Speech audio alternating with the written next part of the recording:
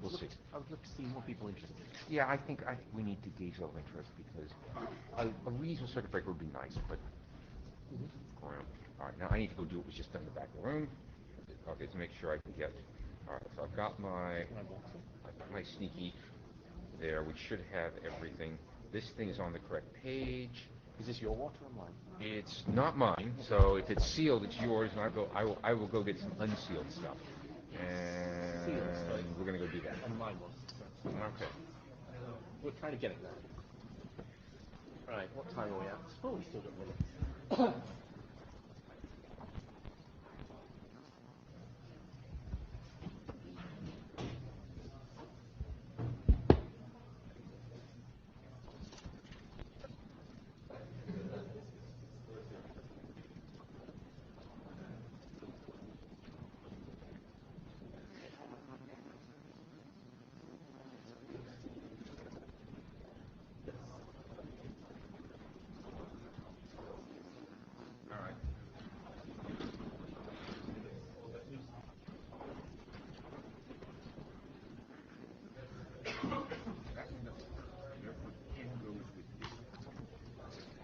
You want to start that? I'll start this one.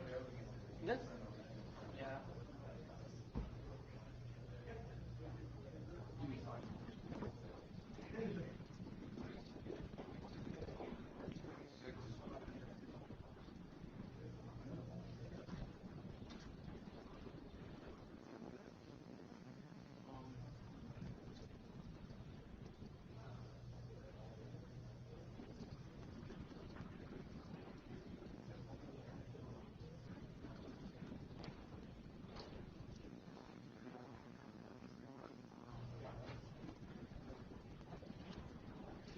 I counted about 80 people in the blue sheets in the last session.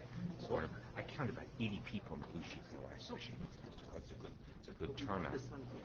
Not many this time. I think we need to balance out the topics. I don't know where they belong. We're also in a weird conflict slot here because, for example, we're up against at least SAG and I think something else. I remember looking at this slot and going, oh boy. Yeah, we're up against SAG and the routing area working group and NFVR and NFVRG. That's not a good. That's stiff competition. Yeah, that's enough. And Pete was sitting here. Pete stuck around. I was going to draft him as note taker because he's no longer an AD. Pete Resnick.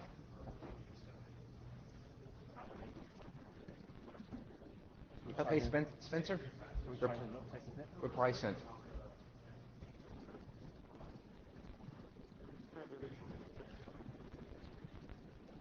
Yeah, no, it's still Martin, even though it's Thursday.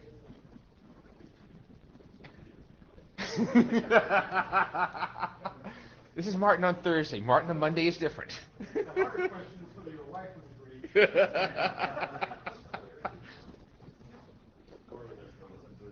So this very soon will be the TSVWG working group meeting.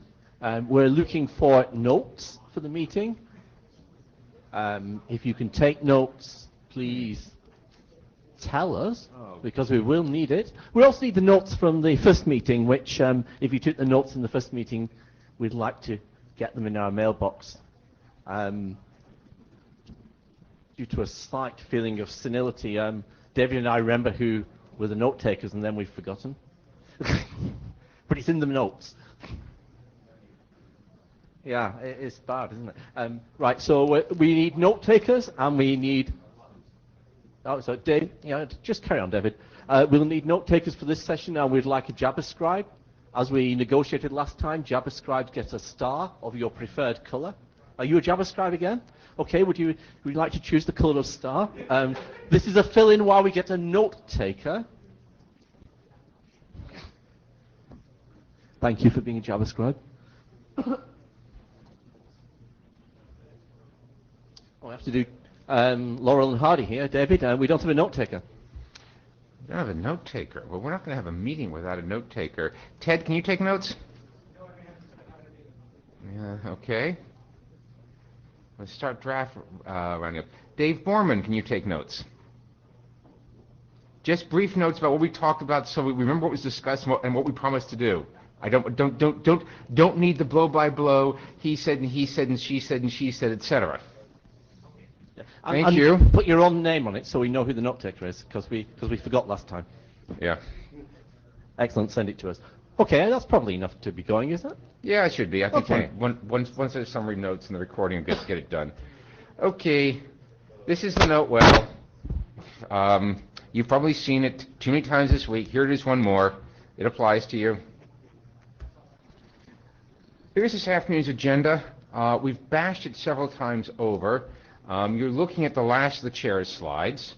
Next up will be Gory's got a little bit of something to do on an API concern for SCTP that got referred to as out of TCPM. Is this an acronym which space or what? UDP usage guidelines. Gory, is that you or is Lars going to do the honors? Lars has seen the slides. I'll do the speaking. Lars isn't here. All right. Well, it'll be you here. We can go. We can go bash the agenda in real time. Never mind before. Okay. SCTP end data chunk, which is, I believe, 7 and 8. We want to get both these drafts to. Whoops, I didn't want to do that. I believe we want to get both those drafts to working group last call fairly soon. Quick failover. We've got slides we need to talk about what needs to be done to get that to the IESG. DiffServ interconnect classes and circuit breakers are drafts in progress. So is Bob Briscoe's congestion notification draft. Then we've had the tunnel congestion feedback draft. This is draft way on the agenda for several IETFs now. The chairs are going to try to lead a discussion about what to do about it. And if time permits, Michael Tuxson has some SCTP handshake related proposed new work that he'd like to talk about. Anything else? Going once, going twice, consider the agenda bashed. Now, I got to go find your 6.1 slides. Oh, it's going to helpfully save it for me. Hang on a minute. Why don't you go talk? Oh, I forgot to get up on the screen.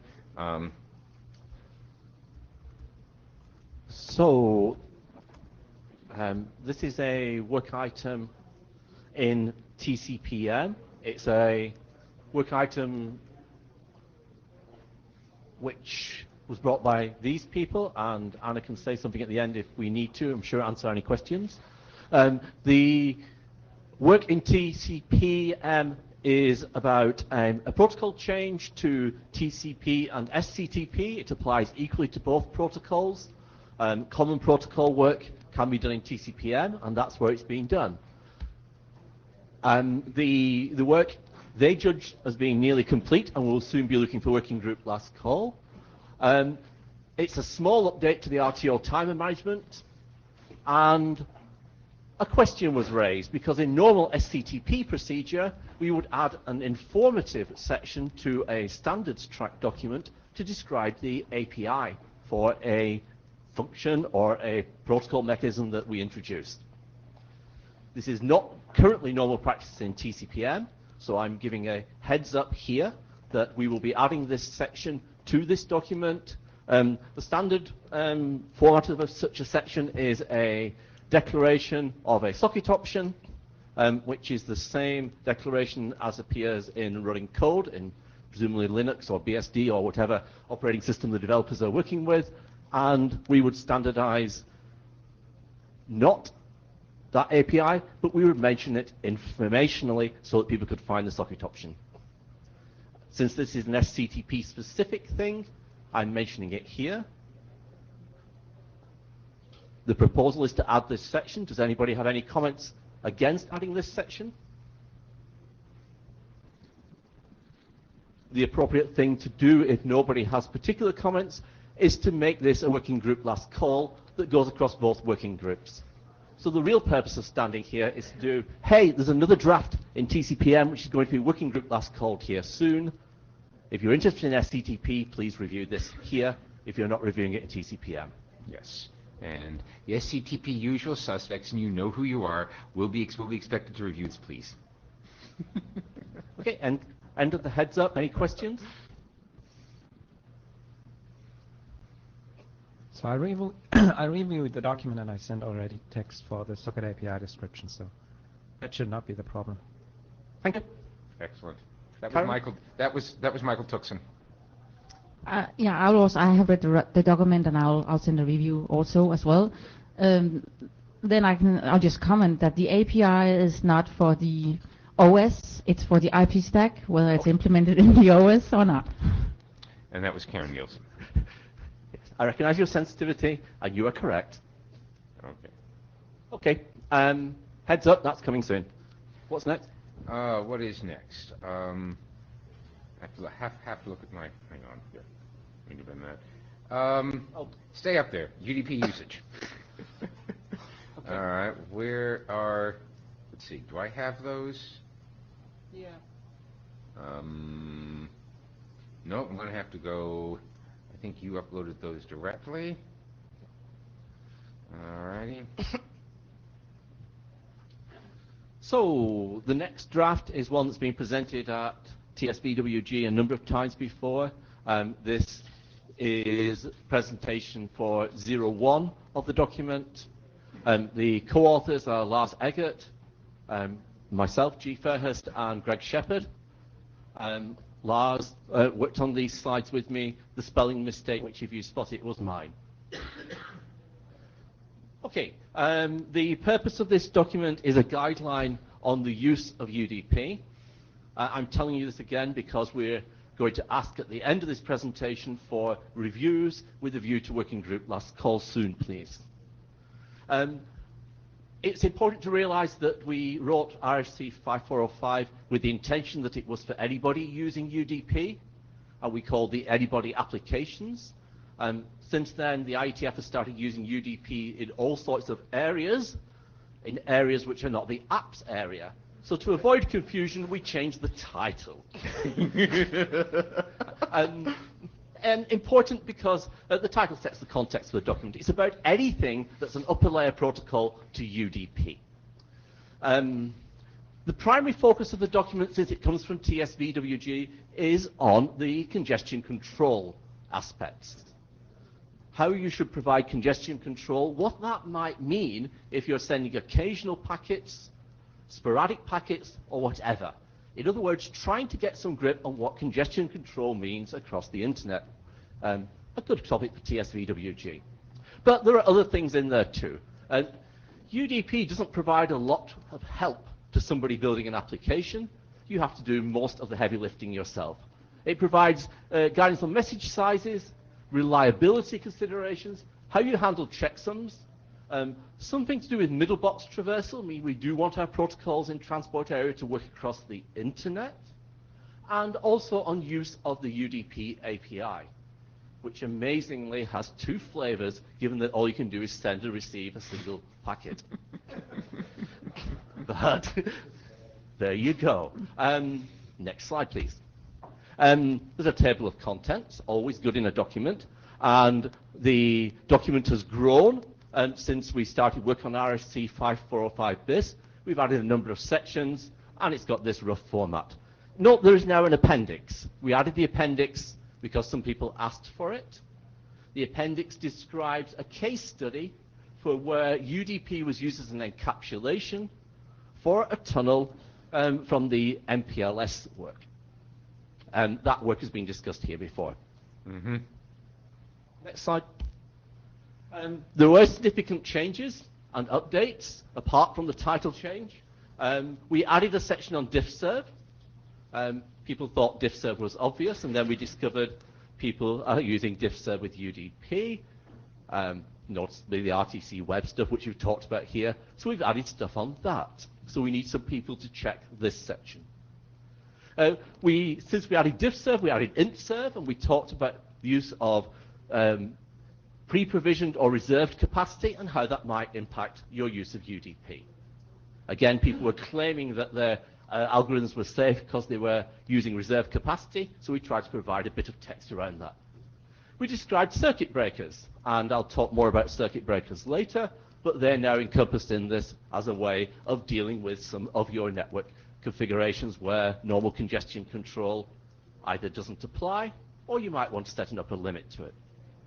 We talked about bus mitigation and pacing, which were not issues when RFC 5405 existed in its first form, because there were no line cards on operating systems or any support for pacing and bus mitigation. Pacing and bus mitigation are now common in TCP, or at least can easily be turned on, and also in SCTP. So UDP should also do this stuff. And of course, we added more stuff on checks and guidelines because it became more complicated when people talked about V6. Stupid question. Thanks. What's that second RFC? Was that supposed to be 6936 and did it get typoed? That's a typo, yes. There's a typo and a repetition in the presentation. Both of them are mine. All right. We may consider fixing that. I mean, I think that the second key RFC there is 6936. It is. Okay. Okay, we added a whole section on multicast. Greg started his own work on a multicast update for guidance for UDP developers for multicast. We merged these, and Greg became an author with us. And we updated the programming guidelines, partly to talk about source port usage. I think that particular text may need a tiny bit of refinement to describe other ways of introducing on-path and off-path detection apart from the source port. Apart from that, we have no other edits that we're proposing. Next slide. In fact, what we're proposing is that we submit this for working group last call, and we have appropriate reviewers to tell us what's missing, what we've done wrong, what we've done right, and anything else you'd like to tell us. Okay. How many people have read this draft? Okay. Can you count them? About 4. How many people will read it if we send it to working group last call? I see about 12. Okay. I think we know what to do. Okay. So that's what we'll do, David.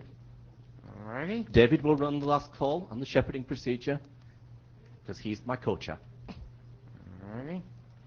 Okay. Next up, Michael, end data. Just as soon as...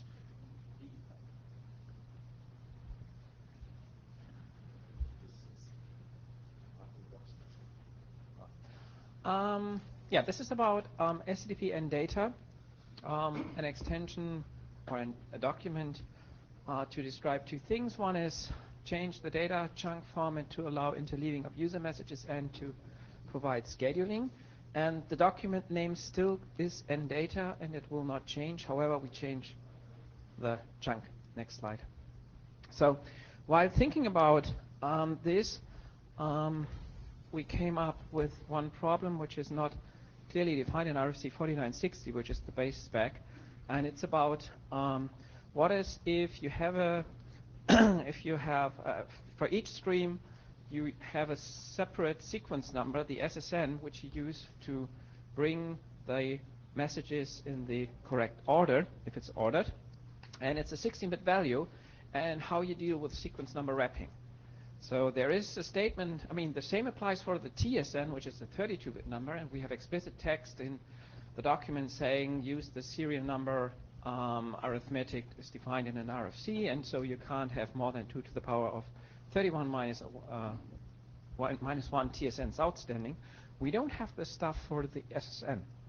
So it's basically not clearly written down what's there. So we think there is an clarification needed, which means we can have only 2 to the power of 16 minus 1 sequence numbers outstanding, and this is a protocol limit, which is not clearly specified there. So we will come up with an errata and deal with that. Next slide. Do you want to use this draft as the normative carrier for that errata? So you've got it in an RFC in addition to the errata? No, I just want to file an errata against 4960, I thought. Okay. Okay, so now we want to overcome the IData chunk. That's the name which was suggested. Is to overcome these limitations. So here is the new one. It's different from the last one. The difference, one comment on the mailing list was that this chunk format is 8 bytes larger than the one in the base spec. So we looked into can we minimize the addition, and we can. We have this protocol, payload protocol identifier, which only is value for the whole user message. So it should be the same for all fragments, and we need a fragment offset. So we know which fragment is the first one because we have a bit for that. So we reuse this field. If it's the first fragment, then implicitly the fragment sequence number is 0 and the payload protocol identifier is in these 4 bytes. And if it's not the first one, then it's the fragment sequence number. This also overcomes the problem with 4960 if you receive multiple fragments of the same message having different payload protocol identifiers. This is a protocol violation. So this cannot happen anymore. And we have a message identifier, and this is basically similar to the stream sequence number, but 32 bits. So we can overcome this limit of 2 to the power of 16 minus 1 for outstanding user messages per stream, and we free the 16-bit stream sequence number. This is a reserved field. And we use, for ordered messages, the message ID similar to the stream sequence numbers, and for unordered ones, we use it as an identifier. It gets its own counter, it gets incremented, but it's not used for reordering. But it saves the same purpose for reassembly. Next slide. So, what are the changes? The name, IData. The overhead only grows by 4 bytes now. The message ID, as I told you, and we overcome the limit of 2 to the power of 16 minus 1. And we allow for interleaving. So this should be pretty much what we wanted. It has one consequence, which is shown on the next slide.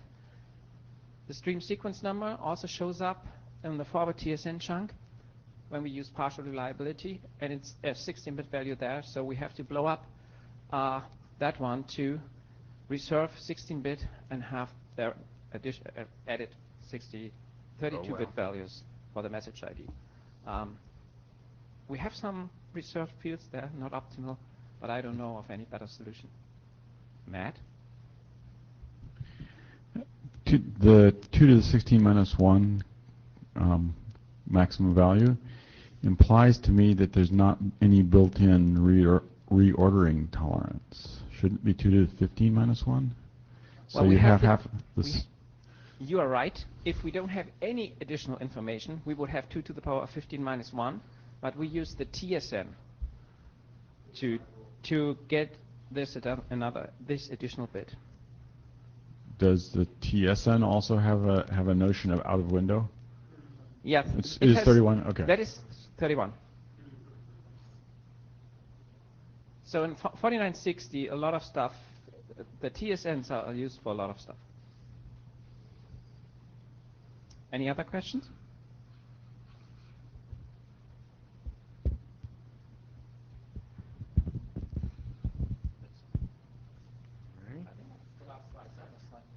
I think it is.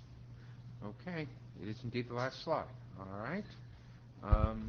So what's your intention? What's your intention with this? When will we see the final version of the document? Well, we need to write down the new chunk format, clean up the stream schedulers, so I guess we can have in about 2 months or so a document which is complete from the author's perspective. Okay. And then we need comments. Yeah, we will want comments, and I think we'd like to send this to Working Group last call before Prague, as I believe the RTC web folks are waiting on this one. Yes. So we need some people to provide the comments if we're doing this between meetings. Can we have a few volunteers from people who might be interested in implementing, or people who are interested in reading, and people who can make comments on the document in general? Any of these would be welcome. Okay, I can. I will not promise to implement. I can write comments. I have read it, and I would also say that I very much appreciate the suggested solution. This is extremely short, and thank you, Karen, for volunteering. Do we have a second volunteer from anyone?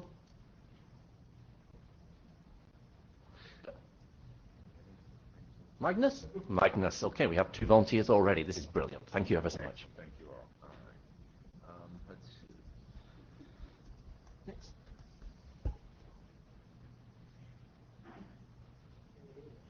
Karen. So this works, yeah. I'll present the status of the quick failure draft on behalf of the author group. Please, next slide. Oops, what happened there? So I mean, this is actually a pretty simple function, but it's getting to have a high number. So what happened was that there was a version 8 out for workgroup last call around the Hawaii meeting, and we did receive a few technical comments from Martin Becke and Rob Braden, and then we did make an update actually on Christmas Eve with a 09 version, and we did receive comments on that as well from Goy Furhurst. And there was an important comment saying that we did not address all the comments that we have received during the workgroup last call. And then generally you had a number of significant comments on the standards language and generally on whether the text was of high, if not enough quality to, for this to proceed. Maybe we should have introduced this better.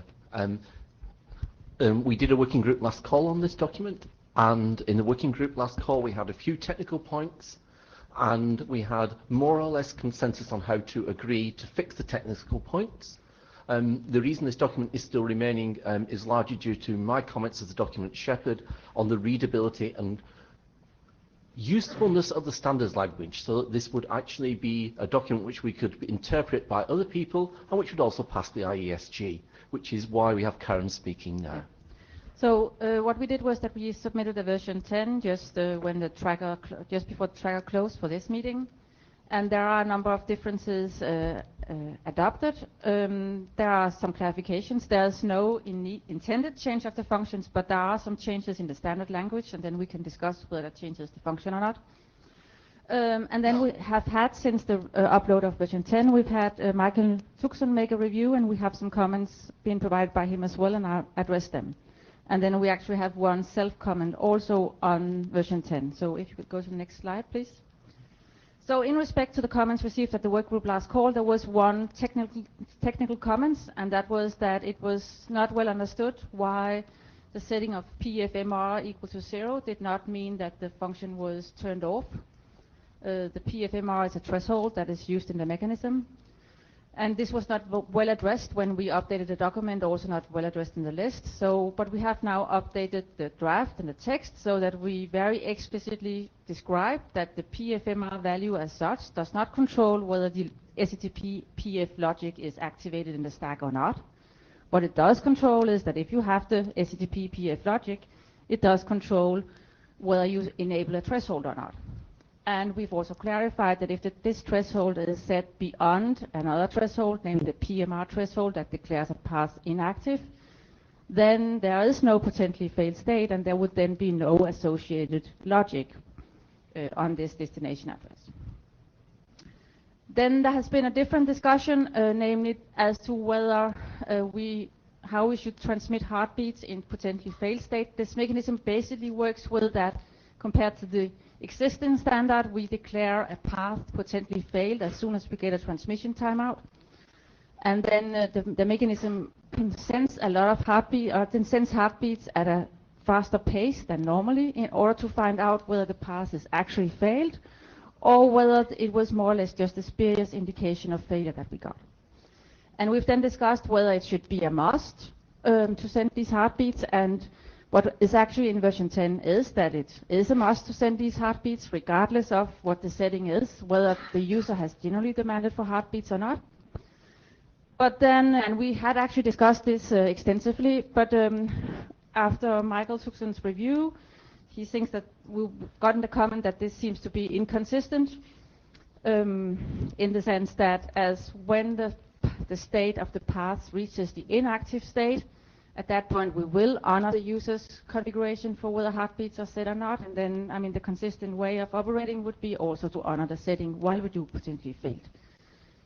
I mean, the fact is that, I mean, the setting of heartbeats off is considered a corner case, and I mean, you would never really enable potentially failed and set heartbeats off.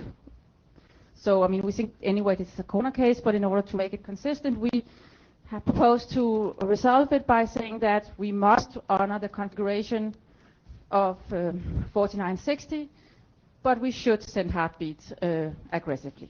And then, I mean, there's been a lot of issues with the standard language of this draft, so if you could confirm that this would be the right way of phrasing this, that would be really good. But you or Michael? I guess Michael proposed the text. No, he did not. But Did he never not? mind. Okay, fine. Then Michael can disagree if he wishes to.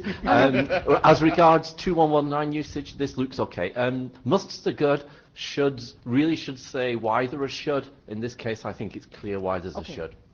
So I think what we discussed was that if the heartbeat is not disabled by the user, then you must send them in a faster way. Yes. And if it's not, then you should follow the user or whatever. So if you make it explicit that you do must here, should there, or must there, then I'm fine with that. Okay. Yes, we'll try to do that. And Gory will double check that language. Okay. So that was then with yeah. So then we have some comments from Michael Tuxen's review, and what Michael have brought up is that there is I would not call it a security issue, but there is an issue that we should document in the security section, and that is that again with the existing SCTP RFC 4960 behavior, SCTP will wait for a number of T3 timeout before it switches path. With this proposal and with the recommended value of PFMR equal to 0, SCTP, a multi-homed SCTP application implementation would switch path as soon as it gets the first retransmission timeout. And compared to the existing RFC behavior, you can say that this makes it more easy for an attacker to make SCTP change paths, because if it can make a certain part get congested for a short period, it can make SCTP change path. Go ahead, Michael. Michael Tuxen. So my comment was, it's not only faster, but if you do the permanent failover, then with a short kind of traffic peak, SCTP moves the traffic away permanently. Yes. RFC 4960 would come back after a time. Yeah. But that is all. Well, if I haven't said it yet, then that is also what's up here, that as this draft does not only propose that we switch away quicker, it also proposes a mode of switchback operation upon configuration where you actually stay away once you've switched. And that makes the issue even more significant. So we will document this issue. We do not think that it in any way, it's just something that you should be aware of if you uses the algorithms with potentially failed on and with the permanent failover mode on. It's not something that makes it that it cannot be used. But we will document the differences.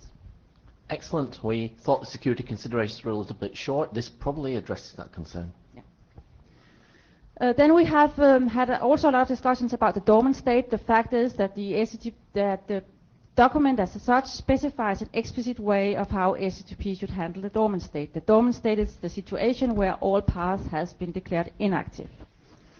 And the RFC leaves that to implementations. What we specify here is that in the dormant state, an SCTP implementation shall continue to send data until it by other means is closed.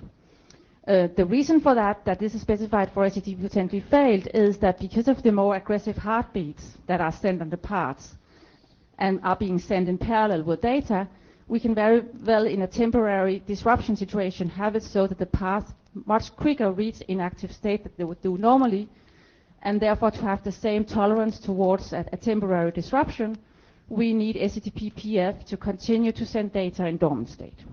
This is all specified in the draft. It's all fine. We all think it's fine. What we have discussed some is whether we should make this applicable to the standard operation, the standard RFC as well. And what we also state in the draft is that this can be equally beneficial for a standard implementation. What we will now do to make that a little more clear is that we'll put this into a separate section in the draft. We will still say that this is something that SCTPF should implement. It's required for SCTPF. It's something that could be beneficial for RFC 4960 to implement. We will not make. Our intention is not to have this draft update 4960. So we do not go in and update 4960. We just put it up as something that an implementation should be aware of, that it could implement. Okay, I mean, separate section, definitely. Abstract, if it's a separate mechanism, should mention that this exists as a separate mechanism. The updates bit, maybe you're coming to anyway. Yes, I am, yeah. And then there was a comment, I mean, at some point this draft and some earlier versions actually intended perhaps to make some changes to the congestion control operation. There's no intention to make any changes, but there is in version 10 some text explaining that we are not making any changes. But that text may actually be more bad than it is good. So what Michael suggests is that given that we don't intend to make any changes, we'll just remove this text so that it's clear. Or RFC editor note to remove. So it depends if you want it to go to the IESG so they know we've discussed this and thought about it in previous versions. Just put a separate section RFC editor note remove before publication because we've discussed it. Yeah. If you could move to the next slide, please. I'm going to want to come back to the updates issue on dormant state. Okay, and then I mean this is just I just wanted to put it up here to give a comprehensive information about the things that we will change in the existing version from whatever could be considered as a technical change. We have in version 10 actually some standards language about what you should provide at the API, in that we have standard language about providing certain events. And what we have realized is that we cannot really have standard language about that. So what we will make a change for version 11 so that instead of we would say that you should provide it and it's recommended to be able to do certain things when you have it. I'm going to save you an AD comment from IESG evaluation. The ADs over here probably know who I'm about to channel. Would you please change that lowercase should to and ought to? Yeah, I'll try to. Yes, it's in the minutes, so we will. I don't care.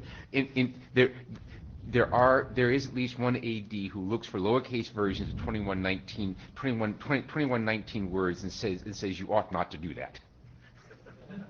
Okay. We can do that. Yeah. I mean, make it easy. We'll do that. Yeah. Could you please go to the next slide? So what I tried to present here was sort of the status in what the issues that we have addressed in terms of standards, the changes that you may perceive happening because we are changing the standards language a little bit. So what we have left sort of the technical issues is whether this proposed standard should update 4960 or not. And basically our position as authors is that we think that it should not update 4960, but we of course don't know what the working group thinks, or we have received no comments to the contrary, but the chairs has asked the question. So we need to understand whether we can consider this issue as being resolved or whether we should discuss it here.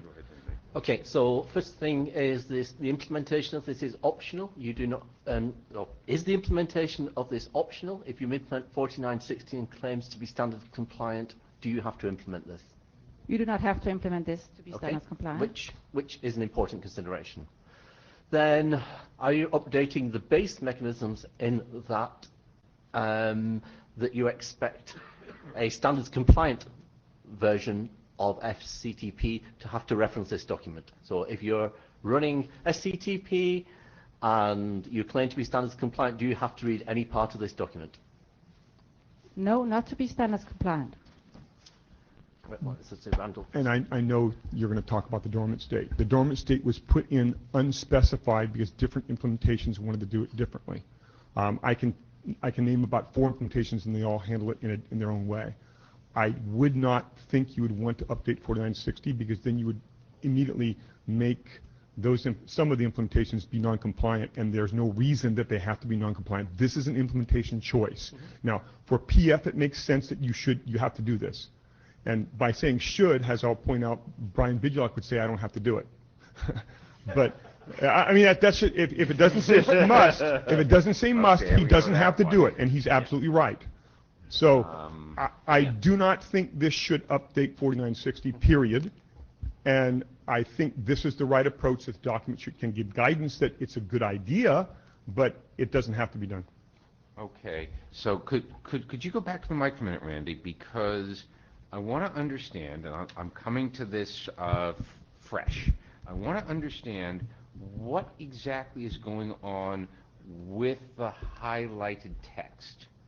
Is this sort of an observation that if you've implemented 4960, there are a number of ways to do the base mechanism, and oh, by the way, you could do it the way it's in this draft? Or is it going further, and am I reading a weak should into beneficial? I don't think it's going further. I mean, there are reasons why some implementations don't want to have the dormant state and stay around. There's valid reasons to do that. So I don't see that. Yes, depending on what you're implementing, what type of thing you're doing, you might want to do it. But I don't think it's a should. I think it's just a recommendation on their part that. I'm not even, okay, I'm going to use slightly different set of words, because I think what you've just said is that it effectively points out that if an implementer has implemented this draft, the same technique is also applicable to that base 4960 state, but this is one of many possible implementations of 4960. And if the text is clear on that, then I think I would agree with the suggestion that this doesn't update 4960. It's fine to go describe that here's one way to do it, and there are others known. We'll try to make the text as clear as possible, Yes. but that is exactly the intention of the Okay. text. Okay. Excellent. And we should remember to put this in the Shepherd write-up so we're not asked again. Yeah. All right. So the proposed next step is that we think we have resolved all technical issues, including standard language recommendations. But we still understand that some restructuring of the text would be beneficial for this to go smoothly through the IESG. So the next step is to produce a version 11. We will of course implement what we presented here, and we will still improve the language, not the standards language, but generally the descriptive language. Okay, to confirm, from my review, I think the standards language changes have been made, and you're just improving the readability of the final document. Okay? You can do this as soon as you can. As soon as you are happy that a revision is ready, we will do a short working group last call with the intention of confirming the updates here. If people wish to respond and check in that working group last call, that's okay. This is for information, so the working group has total visibility. We won't require reviewers for this. I can say that for my part, there was a milestone in May, I think, for submission towards the ISG. I would aim for that we could have a work group last call at that time, or at least as a quarter. I'll try to support that. As soon as the authors are ready. I mean, the fact that our milestones have to have a month attached to them may be excessive precision. We seem to do things based on meeting cycles. I believe the ADs are expecting to have it in their tender hands before Prague. Thank you for doing that work and for bearing with us as we get that finished. Okay. If people wish to review the draft, it is of course available in the archives. Next document is? I'm the next victim. We're going to do different takes. Before I do that, where are the blue sheets? I see one or two here. Is that just one? Could you put your hand up if you haven't yet signed the blue sheet? Because we seem to have more people in the room than we had when we started this process. Thank you.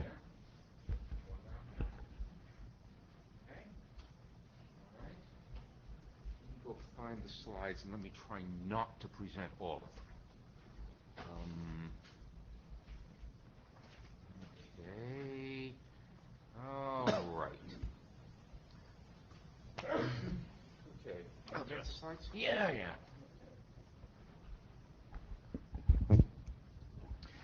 So this is a work in progress. Rüdiger Gaib from Deutsche Telekom and yours truly, the co-authors of this draft. Most of what I'm going to do is on this slide. We've restructured version 1 from version 0. We've had some reviews, and then Bob Briscoe has just reviewed it. Thank you, Bob. This draft is benefiting from quite a bit of carrier input.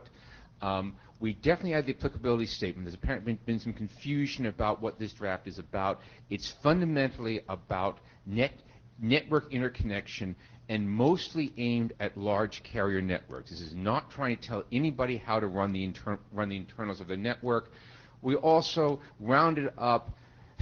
For some reason, when we wrote this draft, we had RFC 5127 on the brain, and I think every other paragraph mentioned 5127, and we decided to sort of round most of that text up and put it in one place so that it all hung together. We have an open issue, and in fact, Brian Carpenter and I are in the middle of discussing this, and I owe Brian a response, which is, what do we do in terms of remarking of unknown DSCPs? And there's two things going on here.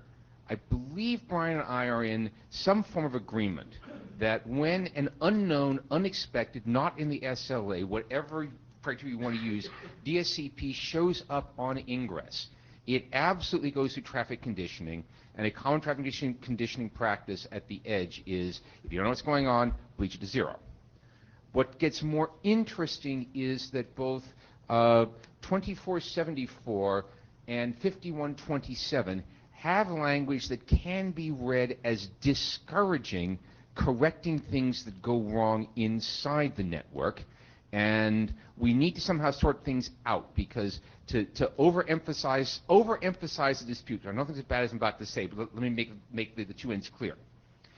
If you read 2474, which is base diff serve header RFC, and 5127, and take them absolutely, positively, literally, they strongly discourage remarking of unknown DSCPs inside the network. Now, the flip side is what I think has been described on the list, and I'm about to butcher some German, so I apologize to those who actually speak the language, as an alles in Ordnung approach to network management, in which the only DSCPs running around inside the network are the DSCPs against which the network has been provisioned, and if you ever see something else, it's wrong, you fix it the moment you find it. Bob. Right, Bob Briscoe, BT. Firstly, I would say that I don't think talking about diff-serve interconnection needs to cover this issue. I suggested that could be in a different draft, or at least a different section of this draft, because it's the same issue whether whether or not you do Rüdiger's particular scheme that this draft is really about, the lingua franca as interconnect, and it's confusing two issues. So that's the first point. But assuming we have this issue somewhere to deal with, I believe we need to do nothing in terms of text about this, because what's already in the RFCs doesn't say you mustn't do it, it just discourages it, and common practice is that most people do it for their own benefit. There are some benefits to others of not doing it. If someone wants to be able to work through which address it came from and work out what that code point probably meant. So I think best to leave sleeping dogs lie, the RFCs are correct, common practice is reasonable, just leave it as it is. And in particular, 2475 is pretty clear on what's got to happen. And I think a reference 2475, an observation common practice, and perhaps some of the words Brian has proposed that said, well, 2474 wasn't really supposed to apply to the edges, even though it wasn't quite written that way, might get us through this one. And I think, Bob, your comment, I'm going to rephrase just slightly, and hopefully you won't spit it out, is focus this draft on the edges and leave the core alone. This is about hooking two edges together. Yeah, Brian Carpenter. Yeah, I think that's right, and I don't think we're in any disagreement about the intent of the current draft. it's just a matter of phrasing which was just slightly libelous of the intent of the authors of 2474. And, you know, Yeah, and I include myself, like I'm one of the 2474 authors. Indeed, so, you are. Point taken. And you and I both can't recall our exact state of mind 15 years ago, but I'm pretty sure we put that provision in because we were worried then about legacy boxes which were, you know, compliant with the original definition of IP TOS, which might be sitting in a diff-serve network, and we didn't want them to start doing strange things. We wanted them to act as transparently. Okay, so I think the summary of discussion is that focus draft on the edges, bleaching is common practice and is probably going to be what the draft ought to be saying, ought to be talking about. 2475 is like the primary reference. I got a small issue here in that we've got one aggregate that hasn't been mapped into the classes here from 4594. We'll get it. Next slide, and I'm probably going to start skimming these, figure out whether I need them. So, David, we're not going to talk about the interior behavior of nodes in the diff serve. No, this is an interconnect draft. Yep. And it talks a little bit about interior behavior, mostly because it turns out that MPLS-based interiors are a strong motivation for what's going on. But the extent that this is telling is describing what people could do that would be useful. It's very edge-focused. At least that's what it's supposed to be. Okay, I think we've gone through all of this. That's applicability statement. 5127, just read the draft. We rounded all the language up. Next slide. We've walked through this one. I think we're okay here. I'm not sure whether we're going to do a separate draft. I think we've just discussed this issue on what to do about unknown DSCPs, and I think we now know what to do about it. Next slide. This is a minor cleanup. We'll figure it out. Am I done yet? This is a reminder how it works. The basic trick is that if you use the red technique in this draft, you wind up at interconnect having the red DSCP and enough state in the middle that you can put the red one back, and you might just have the red one every interconnect. We might actually have some other than best, some better than best ever QoS that starts to have some end-to-end properties, or at least that's where we're digging. Stay tuned. Next slide. I like this slide. Yeah, we're good. Okay, we're headed for information RFC. My guess is that we might be ready for working group last call after Prague. Bob's comments in particular require some serious thought and are going to require some heavy-duty text editing. So I don't think we're going to be ready for working group last call until after Prague. Hi, Bob. Bob Briscoe again. Yeah, I think the main my main point was that the draft starts going off and talking about lots of other things like penultimate hot popping and things which aren't really related to the issue, and it actually says very little about what it's actually proposing to do, and it could say more, like one issue Al Morton brought up when he was reviewing it is that if you're changing DSCP to this common set on egress and then into a link and then changing it again on ingress to the next link, some technologies can't do that, and so you need to be talking about what happens in that case and things like that. Yeah. I'll have to go back over that. I thought your review was very good. I just simply have not had time to cope with everything that happened in the run up to this meeting week. Matt Memphis. Your presentation triggered an idea that might have saved us a lot of work several years ago, and it's probably not too late. But in your language about unknown markings, you should perhaps consider explicitly calling out less than best effort as not permitted to be treated as unknown. What do you want done here? Because I don't want it bleached up to best effort. Okay, so let's see. And I want $1 million in unmarked small bills. Bob Briscoe again. So this is a discussion of scavenger class, if you don't already know it, which is one of the CS groups. Bob? Bob Briscoe. If it's unknown, you don't know it's scavenger class. Right. Okay. It should be explicitly called out as something you're not allowed to pretend not to know. Okay. Well, there we go. We need some can good decide- language for this. Yeah, We're the, gonna do prob- this. the, prob- the problem is, Matt, what you're going to get. What you're going to get is not what you think you're asking for. What you're probably going to get is that is a statement that recommends the CS1 be bleached. Be bleached because the scavenger class is not one of the interconnect classes in the draft. Yeah, this is Brian again. That's clearly going to be the solution to interconnect. But in general, we have to remember that CS1 is defined in RFC 2474, as an assigned code point which is not mappable, right? And scavenger class is problematic anyway. It's what defined as an assigned code point. There are some additional RFCs that appear to allow use of CS1 for lower effort service. And let's see, when I did the Dart draft, I went through all of this and concluded that the whole mess is unreliable. And much as like Matt, I wish I had a magic wand to fix it. It's too late. Yeah, you can do what you like in the privacy of your own network, but once you get to an interconnect, the scavenger class is pretty dodgy. Okay, I guess the question is, we say CS1 was unmappable? Should we actually state it here and say if you don't support CS1 across the internet, then do what? Or should we just ignore this problem?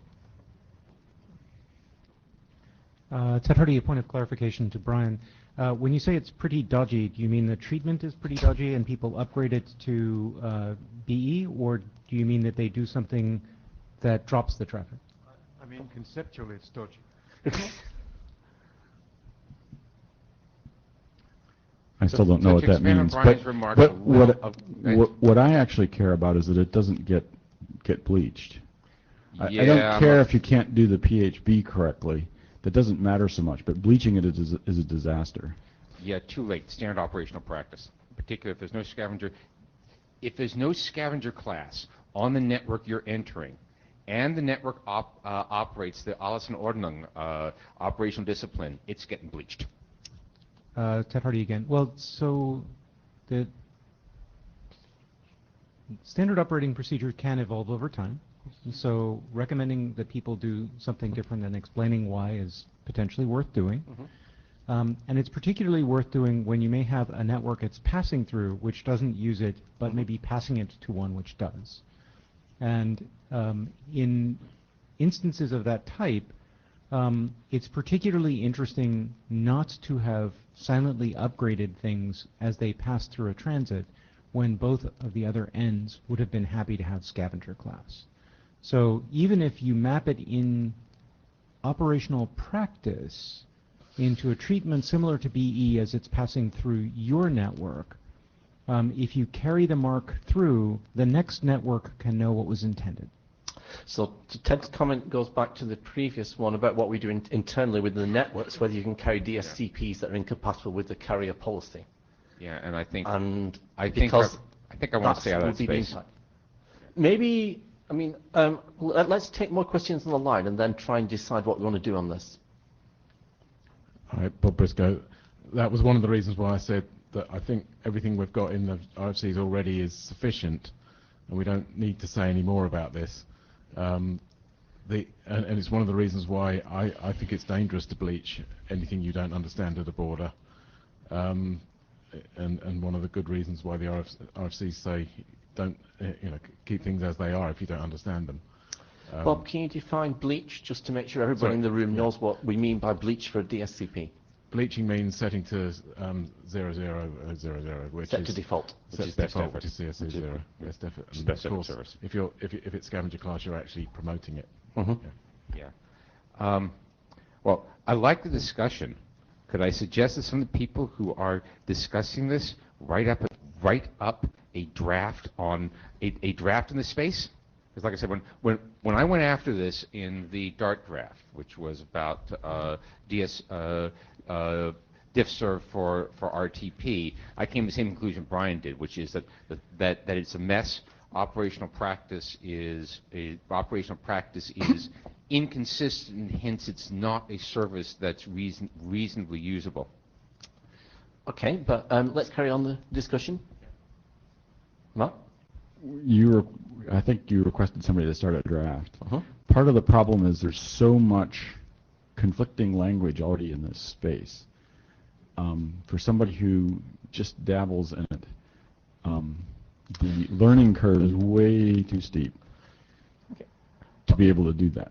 Okay, I mean, I think the expertise might exist in the working group to write the text. The question is there a motivation, and should it be part of this document? Should it be part of a separate document? I'm kind of thinking a separate document might be more useful if we're trying to change operator practice rather than just confirm how to do the intercon, and then we could try operator feedback on that. But Ted, have you got opinions? Well, so I just wanted to point out that if you want to separate it into a different document and create a pointer from this one to the document as it goes, that sounds like a reasonable thing to do, but it does slow the progress of this one until that, as currently yet unmaterialized draft, materializes and grows in maturity to match this one, where adding the text here and then continuing with a separate one in harmony with that text seems less likely to slow you down. Yeah, but there's interior versus exterior behavior thing here, so we have to consider this as well. So, wow, lots of things to buy up. More, Brian? Just to rant a little bit. This is Brian ranting. It's not spectacular. The thing is that the lower effort per domain behavior RFC is informational, right? It doesn't specify a single code point for scavenger. It suggests that one of the ones you might use is CS1. And unfortunately, that is in violation with the way CS1 is defined in RFC 2474, which is a standards track, which says that you must conform to the description of the behaviors for the class selectors. So there's a much more fundamental problem than the bleaching question here. Whether this working group wants to take an interest in that problem is another matter. Right. And I think I know from previous history this would update a PS if we did this. So yeah, okay. Right, Yeah, Bob, let's in go again. in particular, I would prefer not to be trying to write I would prefer not to turn this the diffs intercon draft into a standards track draft that tries to update 2474. I'd like to see a separate. If we want to do that, let's write a focused doc that does exactly what's needed to 2474 and sorts out all the rest of the text everywhere else that is in a confusing state. Okay. Chair Hartong, continue, Bob. Bob, let's go again. I'd agree with David, and my point when I reviewed this was that the bleaching problem only came up in this document when it talked about the short pipe model, and there's this gap before the end of the MPLS path where potentially something could be exposed from the inner, and you have to know how to deal with that, which could be this CS1 class, and that applies whether it's interconnect or not. It applies whether it's on the edge of your core, staying inside your core or not, and so it's not relevant to this document. It's relevant, but it's got wider relevance. It's got wider relevance. The reason it's lying in this document is that by far the predominant use of PHP, which is MPLS penultimate hop popping, where you pop the MPLS label before forwarding one hop up from the end of the pipe. The predominant use of that is on egress traffic where the pipe ends at the edge router that sends it out of your domain elsewhere. No, it ends at the edge router and it either goes out of your domain or it goes into your access network. Well, let's put that into this document. It's not just about interconnect. Well, either way, it's leaving a diff-serve domain at that point. Okay, back to Ted. Any more comments on the Ted CS1? So first of all, I'd like to say that Brian is technically correct, normally my favorite kind of correct. But in this particular interest, I have to say that since the discussion to date is actually talking about what people do on their networks, I think CS1 is something people do on their networks with the meaning that's associated with that informational draft. And that recognizing that reality and updating the relevant standards track draft is useful protocol lawyering in bringing the state of the documents up to the state of reality, but what we're actually asking is a different question, right? And that is, how do we behave when we reach one of these things and somebody has said, this is the treatment I want scavenger class treatment on your network where there is no scavenger class on the network. And I think that's a different question from the upgrade the protocol legal system to say the right thing. And I think it's very useful for us to go forward with the presumption that leaving it be, if you don't understand this one, is the right answer. And this is say, hey, I'm asking for a different, much higher class than BE, because whether you trust somebody to ask for scavenger versus whether you trust somebody to ask for express forwarding is a different kettle of fish by a very long shot. So I think if we were going to be, we had an infinite time and document authors, we would write 2 different documents, one of which updated the proposed standard to say this is how things are done, and therefore we are going to upgrade the docs to say this is how they should be done. And also your document would say, hey, because of the difference in the way actual networks treat the assertion of scavenger class from the assertion of other classes, we should go forward with the idea that this is exempt from the bleaching that would normally occur at this point. And I think we can do both, even if the definition of CS1 is not currently a proposed standard without holding your draft up. I have to go think about it. We've been here once before with CS6, and we managed to do something interesting about CS6. I would caution that based on the text currently in DiffServ Intercon, what you're likely to see is a suggestion that if there's a desire to carry CS1 without bleaching it, an IP and IP tunnel may be a necessary mechanism. Thank you, David, and thank you also for the discussion on the CS1 scavenger class bit. This topic has been in DiffServ before. This topic has been in this working group before. If there is renewed interest in it, which I'm hearing, then we should take this as an item to think about. We probably do need either a contribution to this draft or a separate draft. If we're just stuck for people to write the right DiffServ language, then that shouldn't stop us going forward with the work. So if you feel interested in this topic, I invite you to come and talk to us or communicate on the list, and we can certainly make agenda time to talk about that specific topic in future. Right. And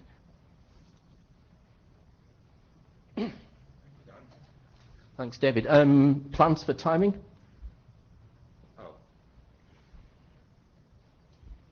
Well, clearly we're going to have a lively discussion on the list after what just happened at the mic. Hope is to get a significantly revised version of this done by Prague and working group last call after Prague and another round of revisions. And there's a week time with another standards organisation. Are they still in the loop? I'm sorry, what was the question? There was a weak tie with another standards organisation who were interested in these from Rudiger's side, who was talking to them. Sorry. Small tie. Small connection. Not much of one in particular. Quite a bit of what used to be an earlier version of this draft, which I think had some discussion about GSMA use of DSCPs, has been removed. Okay. Matt, final word on this? Actually, a question. So, like I said, I dabble in this space. And one of the things that I find daunting is a very large number of conflicting documents in various statuses of deployment. Oh, really? Welcome to the wonderful world of carrier network operation. We have this document called a roadmap document. Yes. That describes sort of the deployment statuses and sort of the current best expert opinions about what the relevance of all the documents touching on TCP. I have often wished for such a document for this byte. And the former chair here started revising the specs to actually refer to one another in a consistent way. But yes, it would actually be useful to have just an inventory, and I think actually an RFC is the wrong vehicle. A wiki might be more suitable. Matt, could I ask you to do something? Because I actually spent quite a bit of last year doing at least the first chunk of this work. Would you take a look at the DART draft? That's draft IETF DART DSCP RTP, and take a look at how much of the inventory and discussion there is a Okay. step towards what you're asking for. Okay, thank you. Bob Briscoe, just very quickly, if anyone got confused by Matt saying this byte, it's only 6 bits. Right, because ECN has the other two. And 2474 is quite Actually, clear I about was that. referring to 8 bits. See 2474. Right, next talk.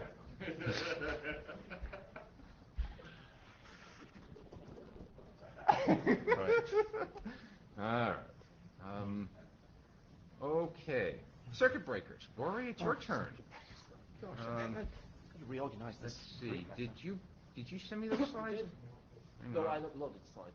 Oh, they're uploaded. Okay, which means let me go and tell the website to send me something. Ah, and it will. I like. David and I are doing our best to co-author stuff in our group, but this is turning into a disaster here. So let's get some of this stuff out if we can.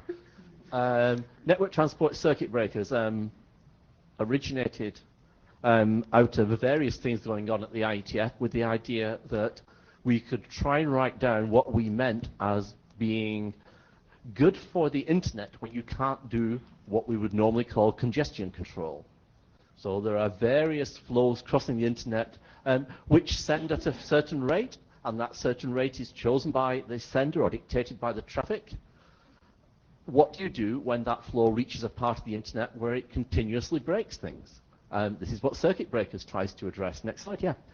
Circuit breakers are not a congestion control method. They are designed to prevent what we have called congestion collapse, which is long-term, fundamentally broken behavior of the network, not short-term, I'm slightly overloading and maybe dropping a few packets. The idea of this document is not to provide a spec. It doesn't tell you how to build a circuit breaker. If people want to write those or are planning to write a document to tell you how to implement a circuit breaker, I'd happily reference them. They should be something that people do. But I don't specify in this document exactly how to do it. There is a document in the RTP land which does describe a circuit breaker as a concrete example, and this is cited. This document does describe a framework but which would let you build a circuit breaker. And this framework does not require you to provide continuous acknowledgements. It requires you to provide some way of measuring the amount of unproductive traffic crossing your network or the amount of traffic that is being dropped somehow.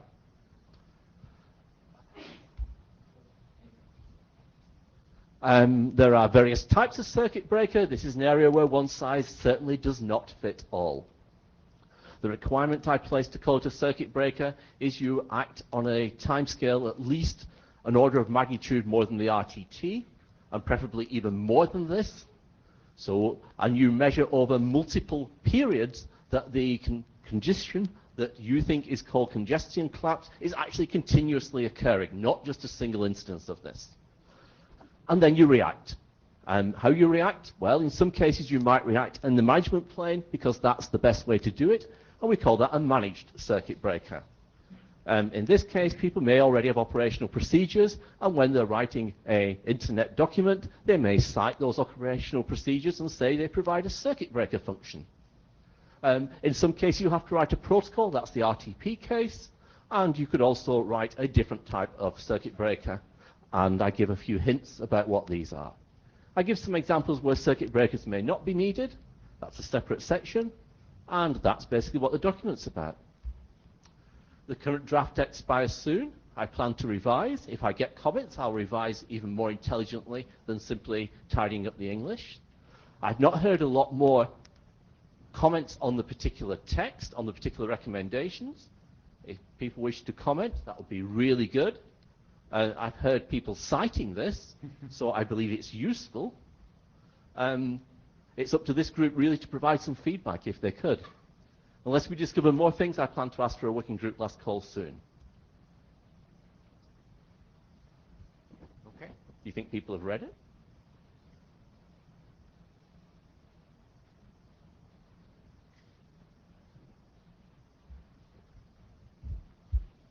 Hi. I'm Colin Perkins. So I am one of the authors of the RTP circuit breaker draft. I have read this draft, possibly a slightly older version, I don't recall, it's been a while. I think it's a good draft. I think it makes some good recommendations. I can certainly review it again and see if there's anything else that occurs to me, but I think it's a useful thing to have, and I would very much support it going forward. Thank you.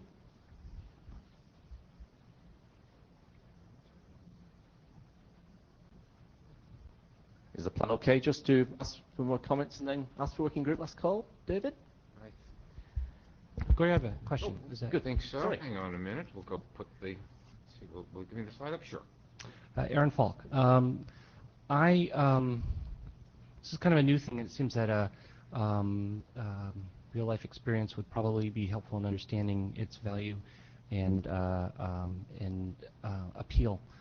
So I'm wondering whether there's interest on the part of implementers, because I think that that's going to be important in whether this, has a real life or not.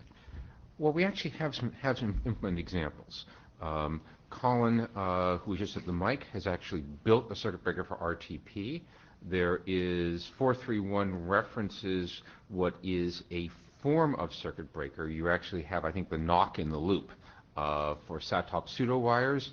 There is currently expired, but probably going to come back and be reincarnated. A draft with the peculiar title name that somehow managed to get pseudo wire and congestion into the same draft title, which is really about a managed circuit breaker for TDM pseudo wires. And so what Gory's doing here is trying to sort of survey the space, point out where pieces have been implemented. And like I said, we've got those two examples and at least a latent spec for a third, and perhaps suggest what the general principles are for thinking about this, and it would like other people to implement other things. So it is not unimplemented, if you'll pardon the double negative. I see. Yeah. Okay. Thanks.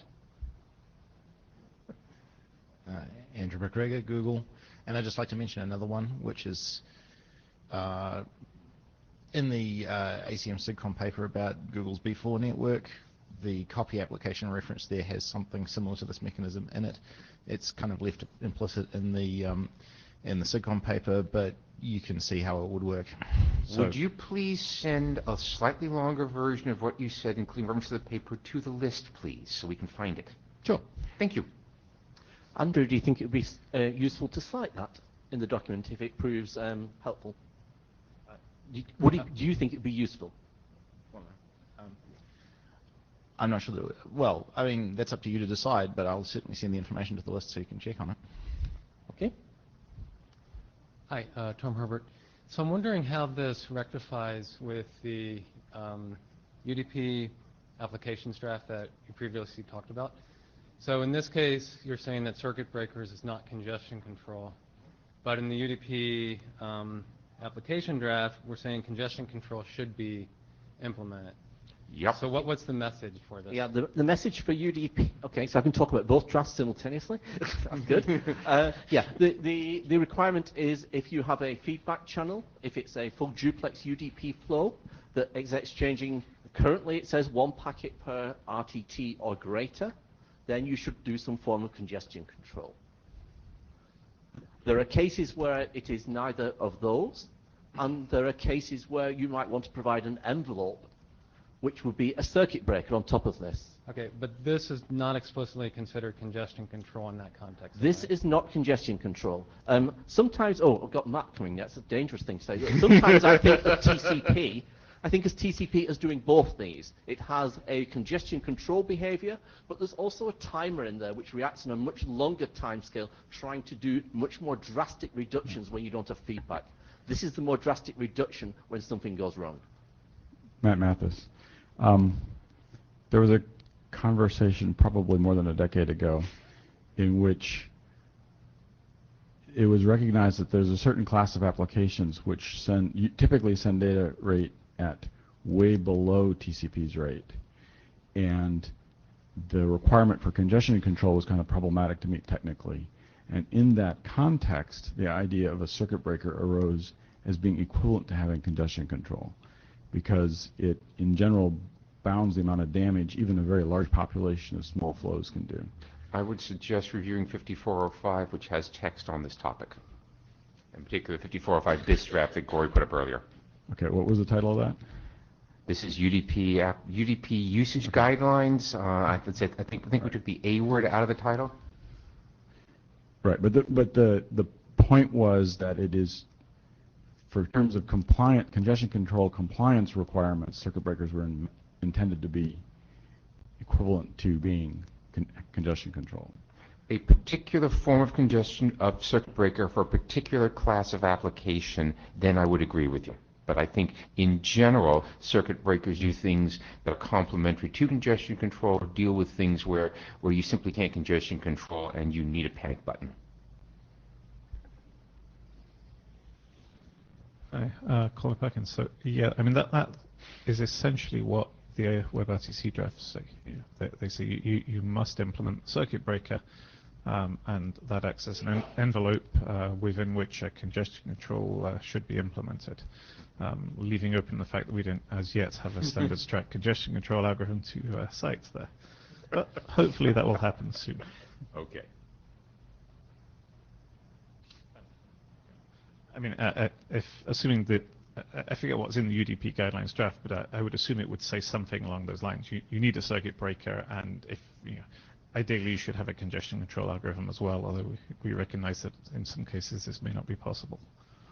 I think if you're interested in that, it'd be a good idea to read the UDP usage guidelines draft and see if the section reads how you think. I agree that would be a good idea. And yes, it's intended to do such. Okay, this draft needs more input or needs to finish, and that was my statement. So that is my current author plan. I shall revise based on input I receive, and then I will ask for working group last call. All right. Let's see.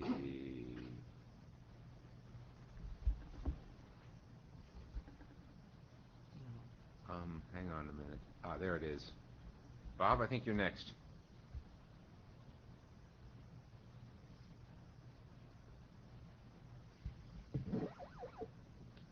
Right, just to be clear, I'm standing in a box, but I'm thinking out there.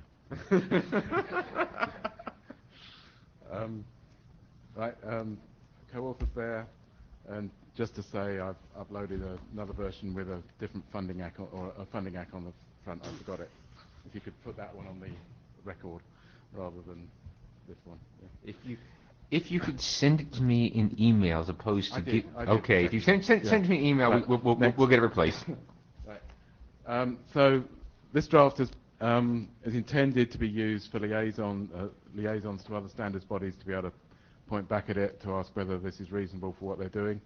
It's about propagating ECN from lower protocols up into IP, and since the last since the last IETF, but anyway, we have sent a liaison statement, thanks very much, to IEEE and another organisation.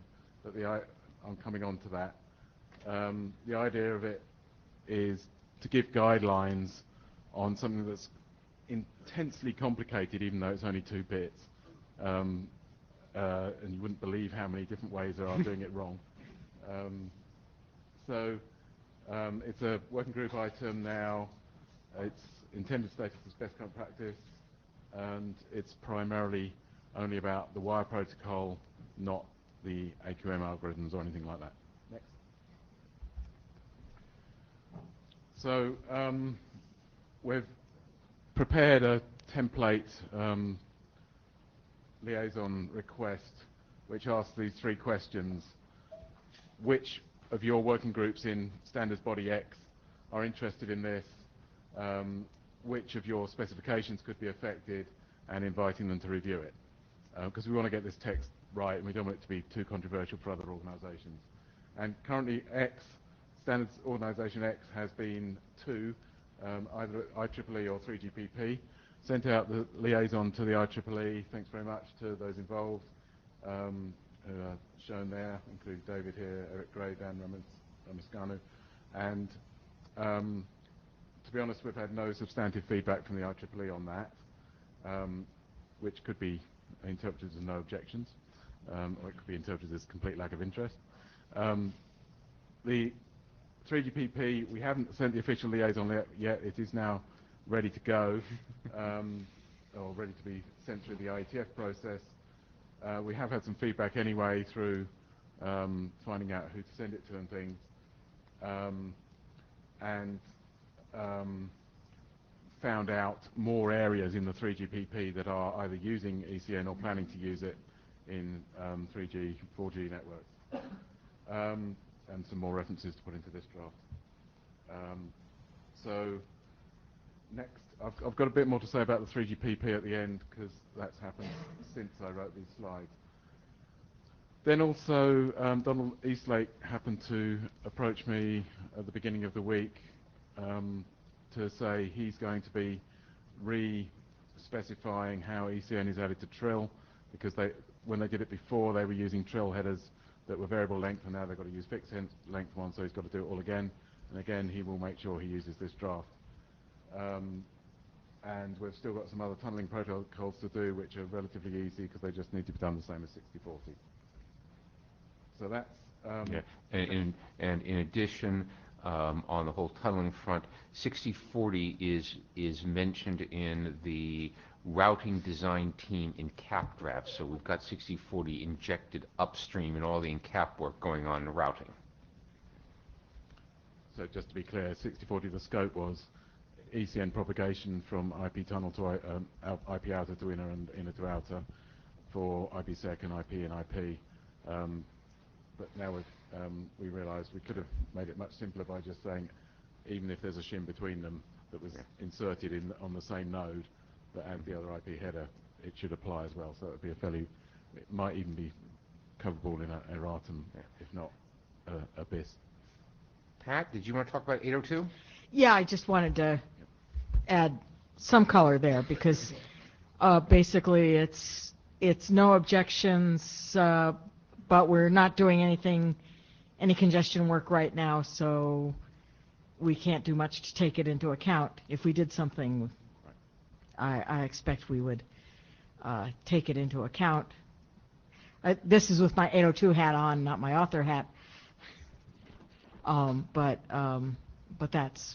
that's my understanding of the discussions we've had is that basically we can't do much about it right now because we're not doing any congestion work. Those listening to the audio, that's Pat Taylor, 802 Vice? Pat Taylor, Broadcom, and IEEE 802 Vice Chair. Sure. Yes, thank you. And co-author of this draft. And co-author, and with my other hat on, co-author of this draft, yeah. And so that's good, because that means we can go ahead, publish this, and then once the IEEE does do anything, they can use it. Yeah. Cool. Okay. So I think we're approaching the point where review here would be useful. These people may not remember that they volunteered to do that. Gori has already done it, so I don't forget. Yeah. And also, I'm hoping to get in parallel review comments from the 3GPP as we send out the liaison in the next few days. Okay, cool. So that you're now getting to where I was going to go, which is, let's talk about the process next steps. It sounds like the liaison goes to 3GPP, you get a bunch of reviews, and then revised and working group last call on what kind of time schedule? I'm hoping that could all be done by July. Yeah. Okay, so in practice, what it sounds like is you'll be looking to revise it for Prague, and we're probably going to working group last call this one after Prague, which will be very nice. Yeah. Okay. Martin Stimmeling, one of the 80s. Did you talk with any of our liaisons manager for 3GPP about this? Yeah, sorry, this has gone through Gonzalo. Ah, okay, cool. And that's where the informal discussion has been going on to find out which groups we ought to mention it ought to be sent to formally. Cool. Yeah. Okay, thank you for doing it. Yeah, I like what's being done here, because with Bob having front run it, the liaison is being sent with a quality of service much better than send and pray.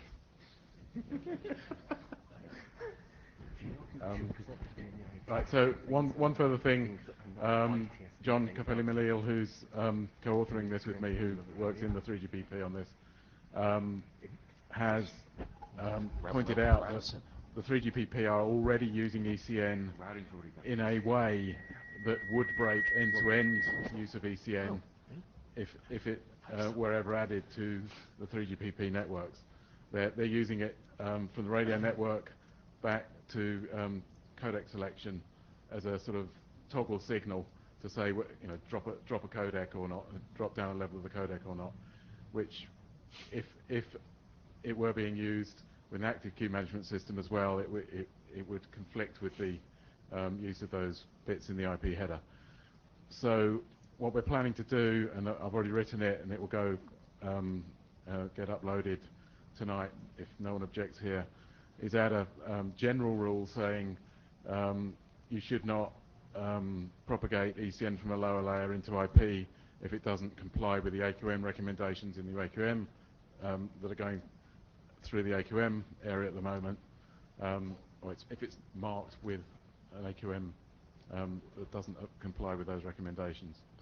And then in the liaison with the 3GPP, we can point out that that is in there and they've got to do something about it. So it could become a bit controversial between the two organisations, but I guess we can fix that somehow. We did that local ECN with PCN we did by a diffserv code point, so I guess they can do something similar. Right? Thank you. So you're intending to finish this, when did you say? By July. At the IETF meeting after it's done, can we present the final document with all its dusting to Interia and see if we get immediate comments from them, because I think they are responsible for some of the underlying technology here. That's a good idea, yeah. Right. And I should say I was going to give a tutorial at the IEEE on this to socialise it there. Turned out it wouldn't have been that necessary in any way. And we ran out of time. We may want to add routing to this. I'm not sure. The routing folks are absolutely aware of 6040. I made certain that the design team working on routing in CAPS was aware of 6040. It probably wouldn't hurt to surface a bit more detail. And we're already hooked in the design team. Tom Herbert, among other things, is on that routing design team and paying attention.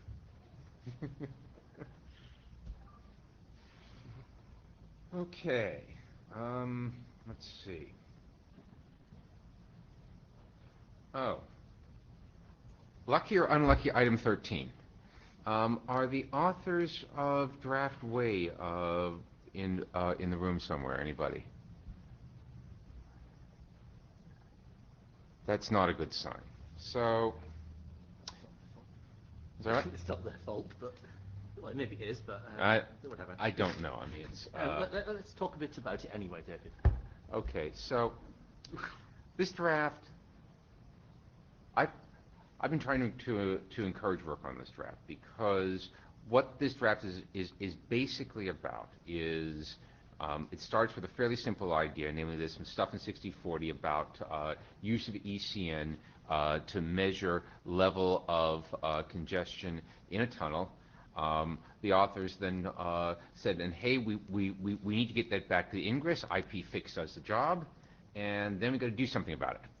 And then we got to do something about it. Left the details as an exercise to the reader, which you don't do when we're talking about this kind of circuit breaker congestion control stuff. This is more, I think this is more in circuit breaker space.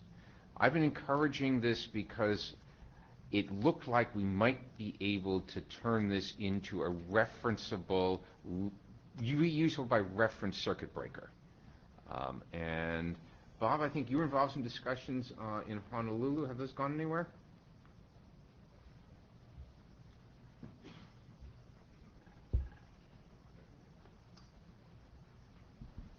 Yeah, I mean, I sent a huge review of this to the TSV-WG list, and in fact, I'm not quite sure why the author isn't here, because I just passed him on the way to this meeting. Well, I am quite sure why he's not here, because he was going in the other direction. But yeah, we've arranged to talk about this later today and try and work out something, because there's quite a lot to do to make this into a useful document. It's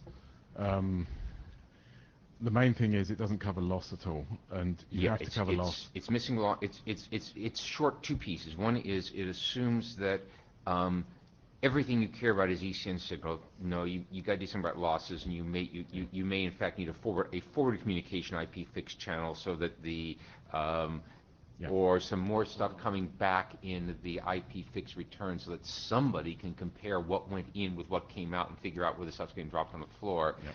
And the other is that it says you could do this and could do that. And in order to be really, really useful, we want to be able to have somebody who needs this sort of circuit breaker point to this dock and say, do that, in about that many words. Yeah. And it, as well as not covering loss, it doesn't cover loss of ECN even, or loss of ECN feedback and things like that. So perhaps the situation is there is work in progress. Let's give it another lather, rinse, repeat cycle and see where we are in prog. Yep.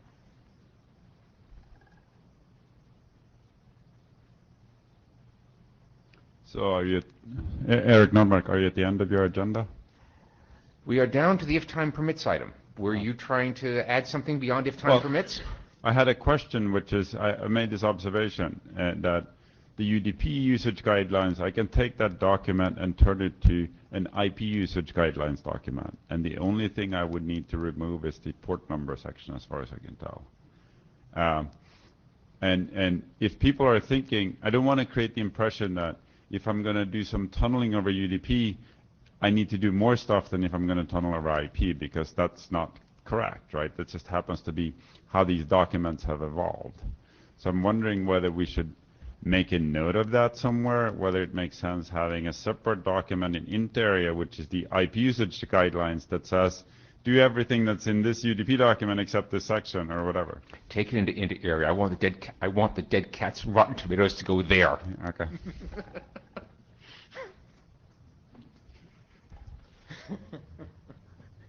But more seriously, as the person editing it, then send email and let's talk about this with Lars and see what we can find out. Please. Yeah, we can copy the list, of course. Okay, Michael, time does permit. Let me go find your slides. Oh, just sent it. Okay. I think it's only a single slide. Really? Yeah, okay. Well, that'll be easy. Here you go. Yes. So it's, I don't have a solution right now. It's a heads up if people are interested to work on this, so they should drop me an email. The the issue I'm going to work on is that HTTP has a handshake with a cookie, and the cookie protects the server against SYN flooding, or init flooding, kind of this stuff. However, there are a couple of limitations. One is, with current implementations, it might be pretty CPU heavy to compute the cookie. So you go through all the addresses you have, you put them together and all this kind of stuff. And you do this just because you got an init. So at least some implementations, if you flood them with inits, you don't have any you don't have any resource limits on the memory. However, the CPU load goes up. So that's one thing. The other thing is, basically the cookie contains, from an informational perspective, the init and the init ACK. So since the cookie is in the init ACK and contains it, it's roughly 3 times the size of an init. So the response packet is larger than the initial one. This is suboptimal. And the third one is, there are now application scenarios where you don't need this protection at all.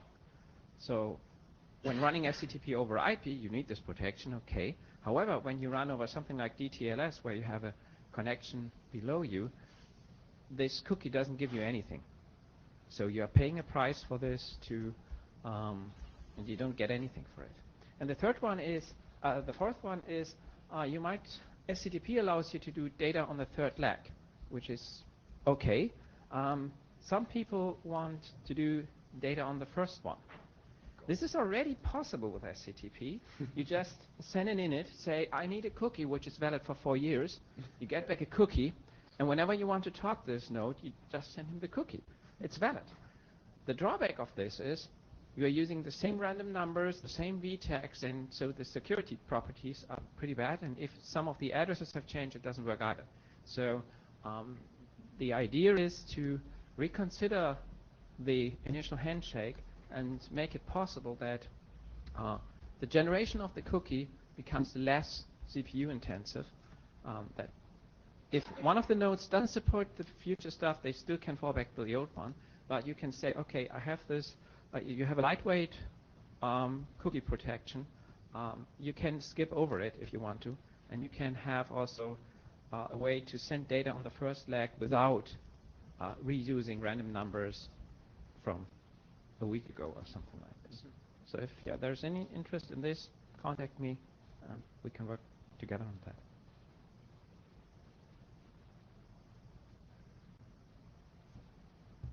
Jaffanegger, just a clarification question. Do you propose this just for SCTP over DLS or generic for SCTP? Generic for SCTP. Since the generic cookie issue is generic. Is the CPU usage, Caitlin Bessler, is the CPU usage an issue only because of a denial of service attack or general? I mean, what I'm finding hard to... The protection is where against did the denial of CPU service. Where for a denial of service, Yes. but then isn't an attacker just have to claim that they only support the original RFC and you would be just as attacked? Let me answer. Yeah, we have rate limits for that. Well, even beside that, Michael, if you read the RFC, right, which you have done many times, sort of. There is no specification as to what you use to verify the cookie. It was never specified just because of this reason. So we, in the BSD implementation, happen to use SHA-1, if I remember right. The SHA-1 is not the problem. But it's gaining to all the addresses and that stuff. But all that could, you still pay a pot price for SHA-1, especially in the kernel. But even at that, you could do your own thing. It was never specified how you do this cookie, whether you have a cache set of addresses and you just do an XOR over it and throw it in. So, I mean, it can be made a lot lighter based on how you want to do it. However, yes, I don't have any problem with this work going on. I'm just saying that some of it is an artifact of the implementation that you're playing with, not exactly the specification. That's why I used pretty weak words when describing the CPU stuff, so you can improve this. However, you get a packet, and what you do conceptually, I mean, you provide all this information, like addresses and this stuff, which you don't need at this point of time. You need them later. So you could also say, like, come back with a cookie, and it's just a random number, and if that is valid, then you do this processing. So, and you could do caching and all this stuff. I must get everything out of the cookie must contain all information I need, because I'm stateless. That's the problem. I have to gather all these addresses. I could cache it or whatever. However, I need to provide all this information. Karen? Well, I may not have paid attention, but you have a bullet up there saying user data transfer on the third leg. I mean, you can have user data not. So if you want a good thing, I mean, if you don't want to do this game with requesting a cookie for a year. But we can do user data transfer on the third leg today. Yes, but I want to have it on the first leg. So the limitation is on the third leg without playing games.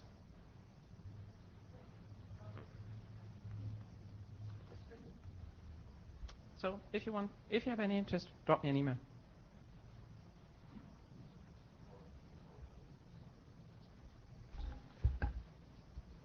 Anything else?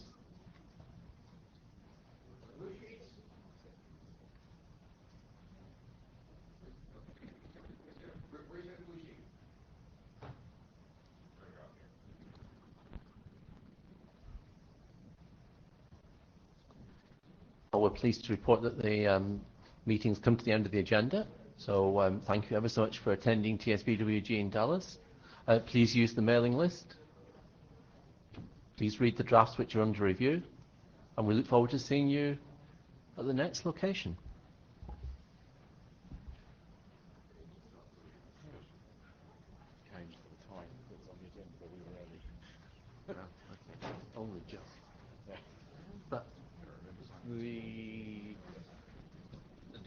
really how to proceed, and the way to proceed is to take more input and continue to work.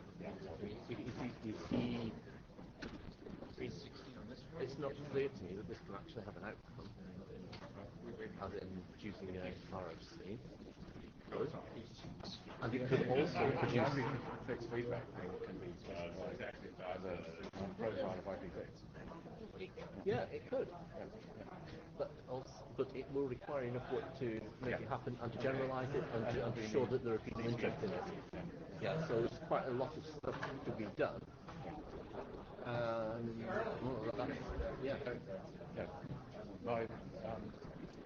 But that's okay, there's nothing different. The Connect data set of drafts actually extends now to that model. It's not Connect's thing anymore. Connect is one example. So, to be honest, yes. Be honest. It probably leaves me in proceedings because it's until forecast. That draft is a reasonably good structure, but it needs work, and it needs work to finish the protocol. It needs work to finish the writing of the specification, and it also will need some consensus that we need to do this. I mean, we can do it, and it's good to help with that. But, Right. Well, you're a member of the working group. You can say, we see some more references. My intention would be to cite anything which I think is useful, because I think we need more experience. sure. And it's great. The thing is that reference doesn't explicitly say that right. I simply said information about that. This is all kinds of secret just that irrelevant material is published.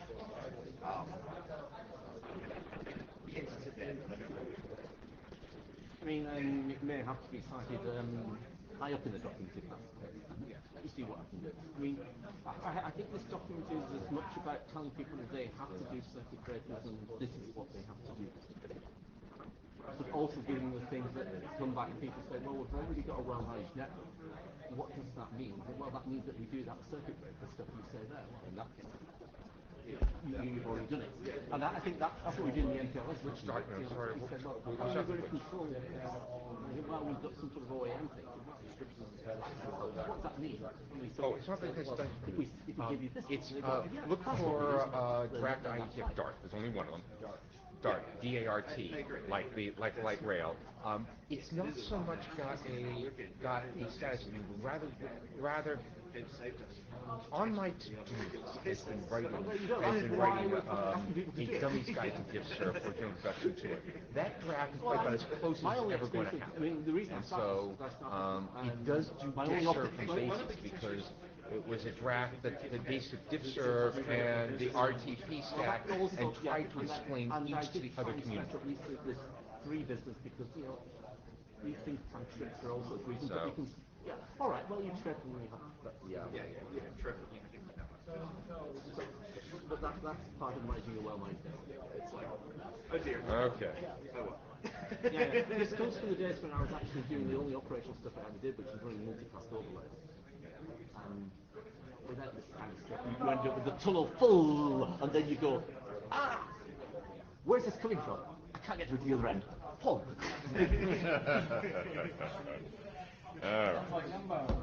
Yeah, and its various incarnations.